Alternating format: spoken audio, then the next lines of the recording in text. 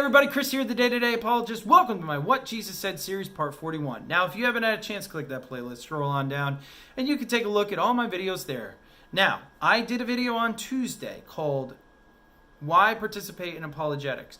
It's in my Q&A section, so make sure you check that out. It'd be really helpful, especially if you're a Christian, on the points that I give on why it's good to give a defense for why you believe what you believe. Now, with that said, let's look at Matthew chapter 8, verse 32. Jesus said, "Go." Go, an exclamation mark. The verse actually says, he said to them, "Go."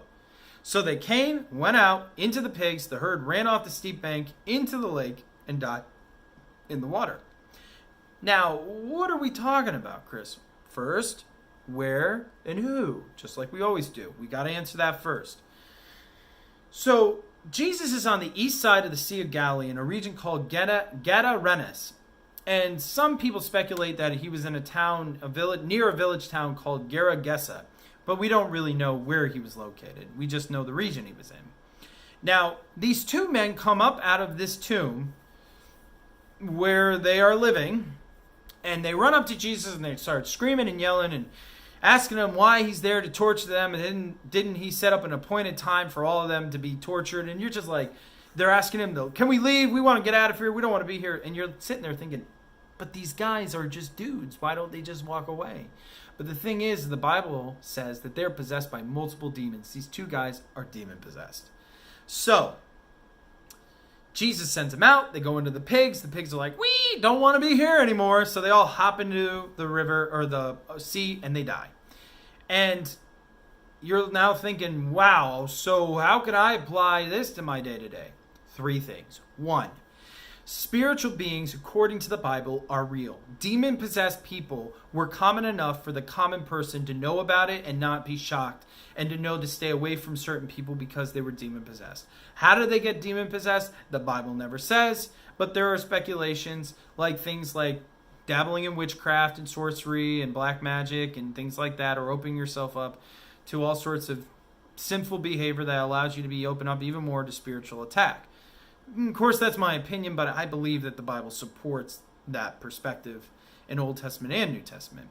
So the first thing, though our culture pushes it away, I would encourage you to embrace the idea that perhaps there is a spiritual realm, and demons exist, and angels, and God, and Satan. They all exist outside of our visual ability. So they don't exist in time, space, and matter.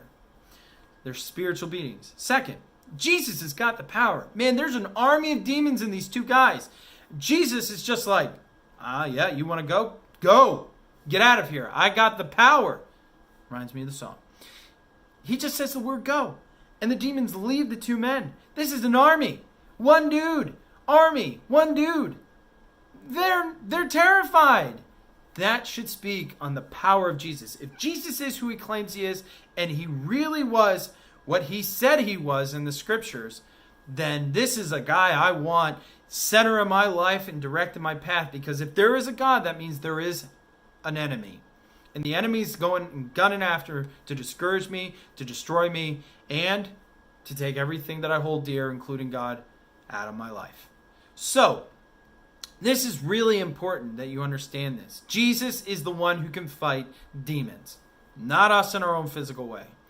Lastly, there is a spiritual war going on around us. And though the war's been won thanks to Jesus' death and resurrection, there are still battles that are going on. Keep in mind, the enemy is smarter than you, stronger than you. They are more organized, and they're spiritual. You can't fight physical with spiritual. You can't fight mental with spiritual. You can only fight fire with fire. If Satan's boxing and getting ready to do a duke in the ring and wants you in, just put Jesus in the ring. Christians, we have the full armor of God in which we get to choose to put on every day. The breastplate of righteousness, the helmet of salvation, the sandals ready for the gospel of truth, or the gospel of peace, the belt of truth, the shield of faith, and the sword of the word.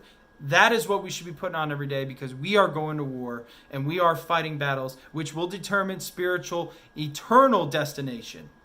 And God has placed us in that position. Now, God wins the souls, but he calls us to do the field work. So, I hope that encourages you. I hope it makes you think. God bless you guys.